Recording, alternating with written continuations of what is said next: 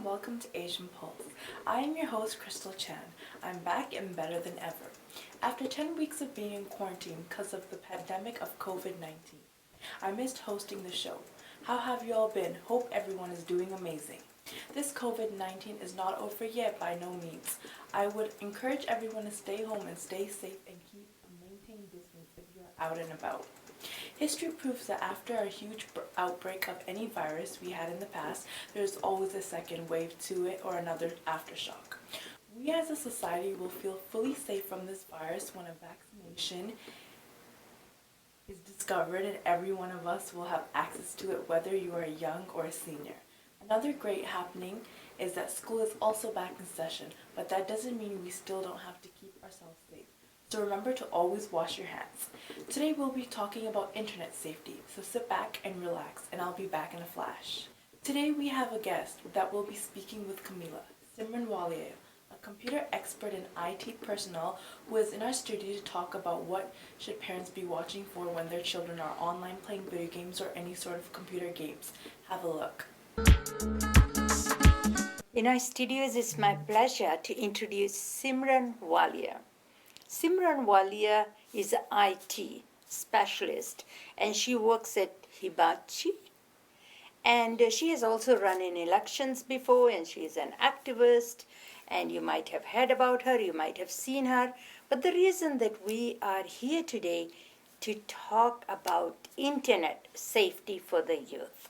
So welcome, Simran. Thank you so much, Camilla. It's nice to meet you in pandemic times.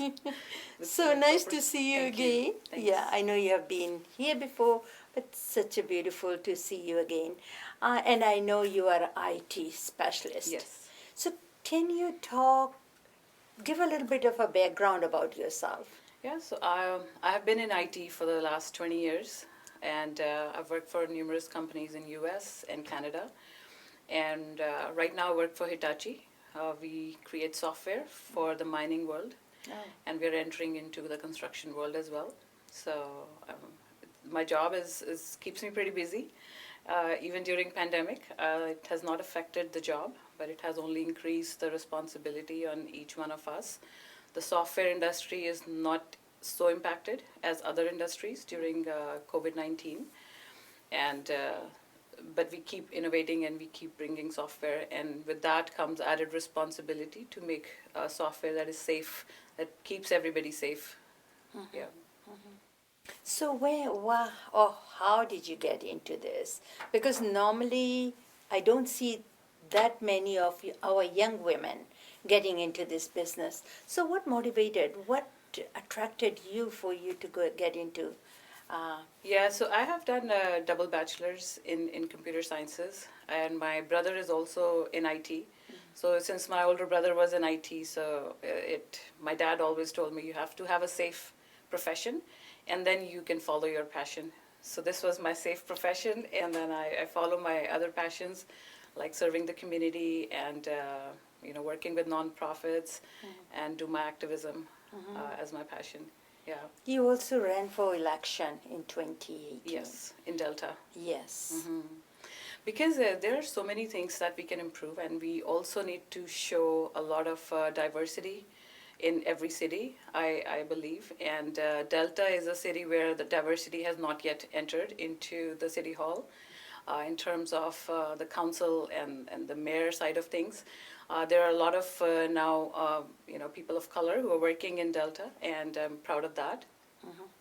And I think every person who feels very passionately about social issues should step up, especially the younger generation. Mm-hmm. We want them to come take active participation into the politics in a good way, because there's a lot of good that can be done, and I think it's a need of these times today where there are so many ways to divide people, and the younger generation is all about unification. So I encourage people who want to bring positive change to enter politics or activism, or start initiatives where people can come together rather than get divided. Mm-hmm. Yeah. That's beautifully said. Okay, today we're gonna switch some gears, and then we're gonna talk about children are home under this pandemic, the children are under lockdown. And some parents are choosing to send their kids to school. The school started, right? 2 days or whatever, how many days. But I see, and I can speak for that, and maybe most of the parents, that the kids are locked down in the house. So, what is their entertainment? How do they entertain themselves? So, what we try to do is okay, watch this, video games, that's one thing. Secondly, they go on TV, on internet.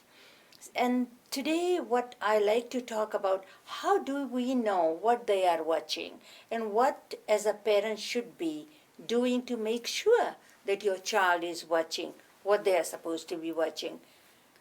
Yeah, so first of all, we have to acknowledge that these are unprecedented times, and the kids have not seen this kind of environment. They have not lived in such times. Even adults, we have not seen a pandemic in our lifetime until this has occurred.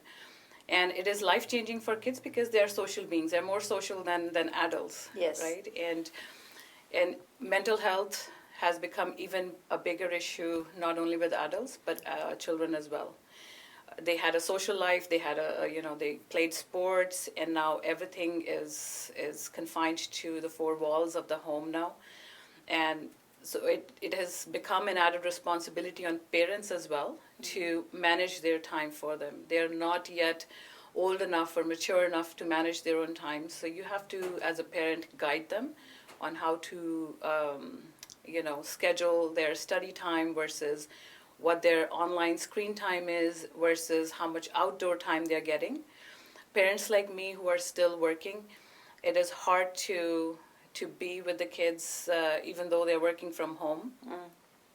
I'm still locked down in my office until 5 p.m. and I'm working, but it's more about training them. You give them some space to relax, but they have to have a schedule that they need to get done. So when I get done at 5 p.m., they have to be done with their homework and certain activities that I've scheduled for them. They got into this groove of doing these things. It took a while because you can't expect them to learn in day one. We are all creatures of habit. And so they have learned, as well as we as parents have learned, how to manage the time. We haven't spent this much time at home ourselves. So the mothers, who are working, or the single parents who are working, they have to manage, the eating time and then working time, and so it's added responsibility as a parent that you have gotten to. And a lot of people were not eating from outside, so you're cooking at home more. With the kids, I say that what they're doing online, in online learning, first of all, is foreign, was a foreign concept to them. Yeah. Even for us, a lot of adults have now gotten used to this online shopping, or even doing their work online. Everything has moved. The paradigm has moved completely. So when my kids wake up, I've created a schedule for them. They can have 1 hour of downtime and relaxing and lounging on the sofas or whatever, but then they have to make sure by 2 p.m. they have done their homework. So when you set a time frame in their mind, they know that they have to do it, and then they self-manage. They learn how to self-manage. And after that, we do a lot of outdoor stuff after 5 p.m. So they're biking more. I take them out. We're doing activities in the house more. They're earning pocket money more, yes, for sure. Yeah. But I think it's more about seeing which sites they are going to. And obviously, when you're just sitting and doing nothing, even as adults, we tend to watch a lot of social media, which is making a lot of noise and buzz, which does not need to reach to kids because they're young minds and they're moldable. So you have to, the parental rights on certain websites needs to happen, right? And there's the screen time has to be, there should be parental control on the screen time, and play board games with your kids, and engage them in a way, encourage their cooking skills and whatnot. But parents have to be creative in these times, really, to save these kids. And mental health is a big issue. Like sitting for 2 hours for kids and learning online is more stressful for them than learning in school from 8 to 3 p.m. Correct, yeah. So it's more about giving them frequent breaks, talking to them. Do they need help with anything? So be more compassionate towards the kids, and talk to them more to connect with them, because mental health is as much a bigger issue with kids as much as it is for the adults. So even when they were in school, where you always have this kind of schedule, certain time is a breakfast time, lunch time, dinner time, snack time, and relaxing time. And how old are your children? Well, I have two boys. Okay. One is 14 and the other is 9. And well, schedule it. You meet the kids for only 3 hours in the evening. Yeah. Everybody's busy. I come home at 6. I bring my kids from daycare by 6, and then we are eating, and then you just go to sleep. Yeah. Now we are in each other's faces more, Yeah. so it's more about having our temperaments matched and keeping our schedules, very flexible. But I think more, even a 2-minute talk with each other, hugging more, talking more, and keeping the house more calm is an added responsibility for the parents at this time. Having teenagers in home is another challenge at this times, right? And they have so much pent up energy. You have to make sure you're giving them opportunities to vent out that energy in a positive way. So how do you check the mental health? Another thing that you also mentioned is, do they aggravate each other, like being in the same room? One is doing homework, one is listening to the music, the other one wants to go to TikTok, or there are so many sites, I don't know. I mean, Yes. I don't even know how many. So they are peaceful, they respect each other, they don't fight. While you are also working from home, Yes. like 8 to 10, 12 hours. Yes. Because that's your job, that's put the food on the table, pays for the mortgage, right? Yes. So do they understand mom is working and we need to be as in our best behavior? Well, they've learned how to get along with each other. As I said, we barely spent time with each other during, pre-COVID Yeah. times. It was only in the evening everybody gets together and you have your dinner together and you talk. But now that we are in each other's faces a lot, so it was a learning curve for everybody, especially for the kids. And boys being boys, they always, Yeah, the kids want are to- always fighting with each other. But now they have learned to give each other spaces. I myself give them space. Yeah. There are times when we have to sit together, but I keep checking on them. I make sure when they're online, their doors are not closed or yeah. locked, Yeah. and our computers are facing the doors. So if I don't even need to disturb them in their space, I can just peek in and see that they're okay, and because things can go sideways very fast. Mm. So these are the rules in our house where they cannot close the doors when they're online or even in their rooms. But I don't have to go in and disturb them when they're by themselves Because it's in their their space. privacy as well. Yes. So is there certain websites that are user friendly to the children, or is there certain websites that we as a parent can block in our computers, home computers, so the kids not allowed to go there? Yeah. Internet security has parental rights. You can block certain websites, and you can even cut the internet time. You can say, it's from 6 to 8, they can go on the internet.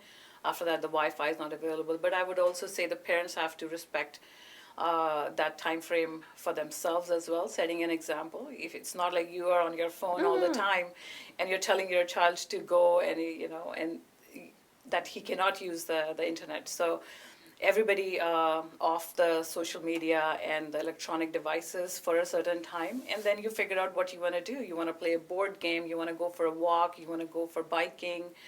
So it is a family effort that everybody has to do. And just sit and talk, just silly stuff.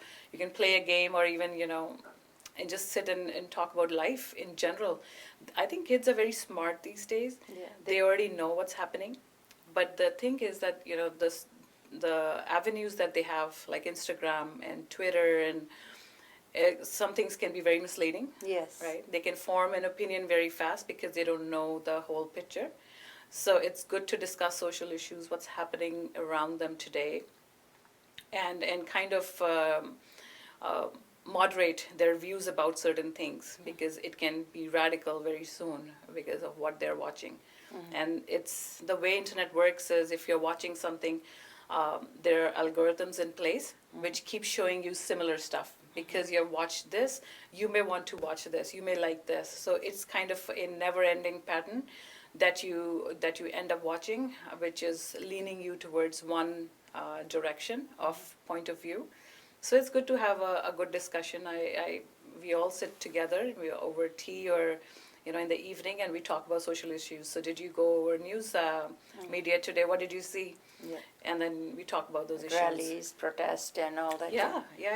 So, I mean, you seems like the perfect mother, and your children are so perfect and so organized and so scheduled, and they know what sites they can go. For somebody who is no idea about all that, is there a way that parents can go? Like if I am on the internet, if I am on there for a few hours, is there any way that parents can go later on, maybe today, tomorrow, whatever, and see the sites that your child has been through and talk about that, what is good in there and what's not, and what is rated or that over 14 or something like that? Can we do? I think it's very challenging. Not every parent gets to work from home the way certain parents can, and a lot of adults have to go outside the home and work for longer hours to bring the food on the table. So I think in open communication, first of all, everybody cannot be internet savvy, but you can be aware to have an open conversation with your kids, where you can talk about, so what did you do today, and what are the sites you're visiting. I think online safe browsing is a conversation that even non-technical IT parents can do with their kids as to what sites you're watching. I don't want you to be on the screen time too long, and let's do something. So once you open a channel of communication with your kids, they open up. And you just start talking about the news, what they're seeing on the news and whatnot. What are they hearing?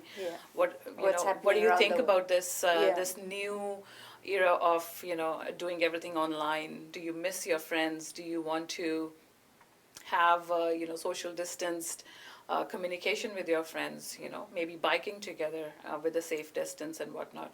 But I think parents have to have an added responsibility right now to be more proactive in starting a communication with their kids, no matter how old they are, but giving them an opportunity to express. Okay. This is very key right now.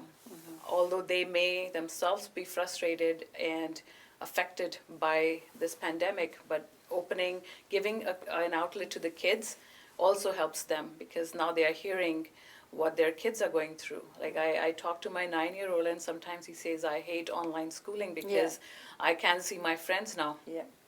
So then me and his friend's mom, we arranged for a social distance meet where we met in a parking lot, and these kids are talking nonstop and I'm talking to the mom. So but you have to then figure out ways to help your child go through these times, but really have an open communication. If that child's door is supposed to be open when they're sitting in their room, so should be yours. And have that kind of environment of trust with each other, because this is the time when everybody's spending a lot of time with each other. And you should be the role model. Secondly, also talking about just changing gears a little bit. Now that we don't get out, we do all the shopping online. So how safe is that to do online shopping? First of all, a lot of business has moved online. Yeah. Shops have opened their websites more.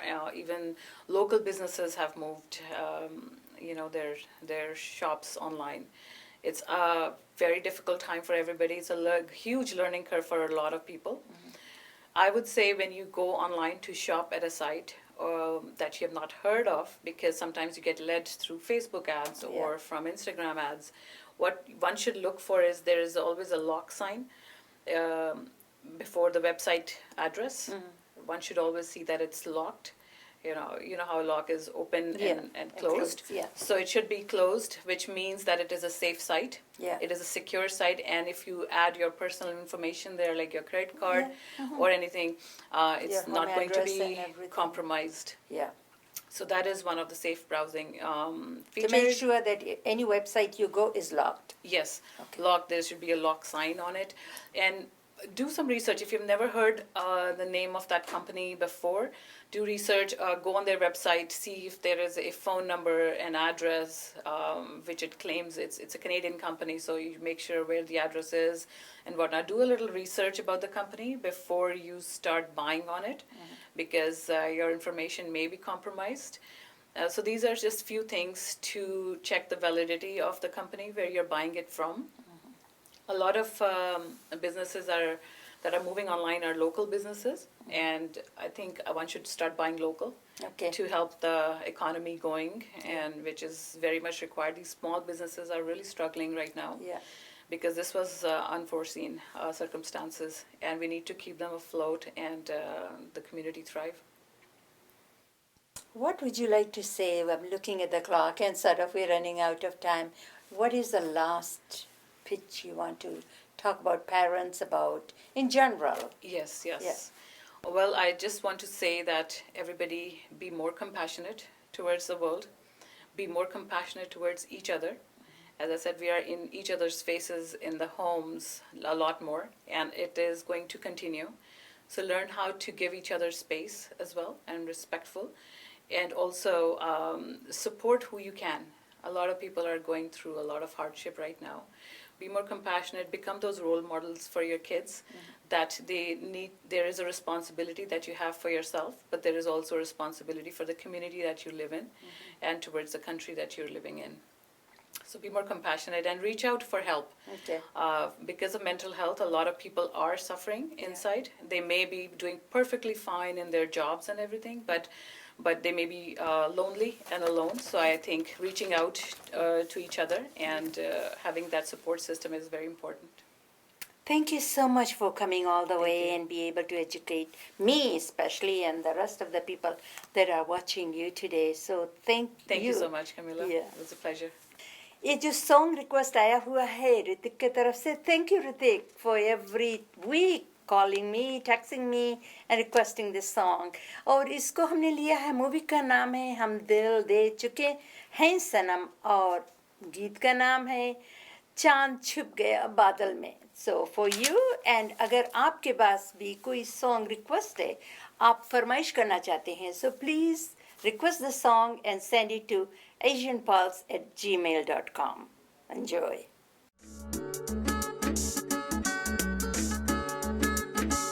चांद छुपा बादल में, शर्मा के मेरी जाना,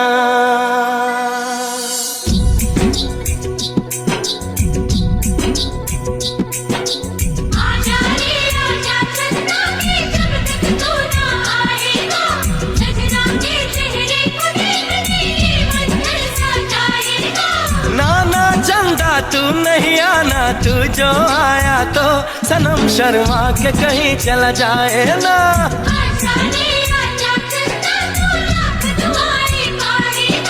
नाना चंदा तू नहीं आना, वरना सनम चला जाएगा.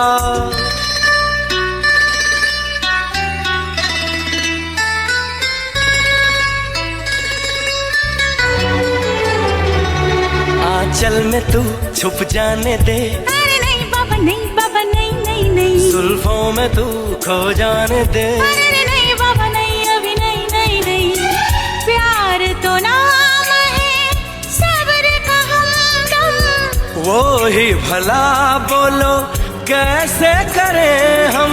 सावन की राह जैसे देखे मोर है, रहने भी दो जाने भी दो, अब छोड़ो ना मुंह मोड़ो ना. ये समा कुछ और है.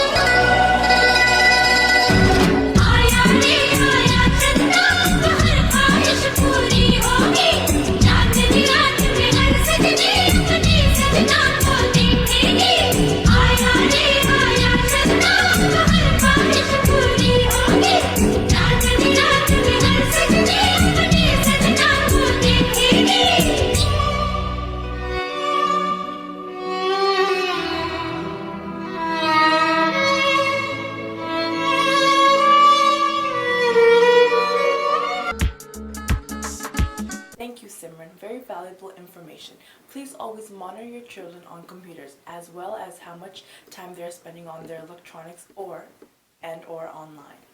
This week is also National Accessibility Week. Under the lockdown, the people who suffer from the most are the people with disabilities. Please visit their website disabilityfoundation.org to learn more about how you can offer help with people in disabilities. $14 billion towards transportation, RPM announced recently. How to make public transportation user-friendly for people with disabilities. Raymond James Father's Day Walk and Run is taking place on 21st June, Sunday, for a 5 to 10K walk. It's taking place at Burnaby Lake in Burnaby. Enjoy free lunch, excellent live entertainment, and a large celebration. At the end, runners can join as individuals or as teams. Funds raised goes towards a prostate cancer. For more information, please visit website at www.thefathersdayrun.ca. We need to address the issue of the gap between the rich and the poor, both globally and nationally. This equality with some sections of the human community having abundance and others of the planet going hungry or even dying of starvation. It is not only morally wrong, but partially also a source of problems. By Dalai Lama. With that, have a wonderful week. If you missed our show today, you can watch it on Thursday at 8:30 p.m. and Saturday at 5:30. Until we meet again next time, take good care of yourselves and stay safe and healthy.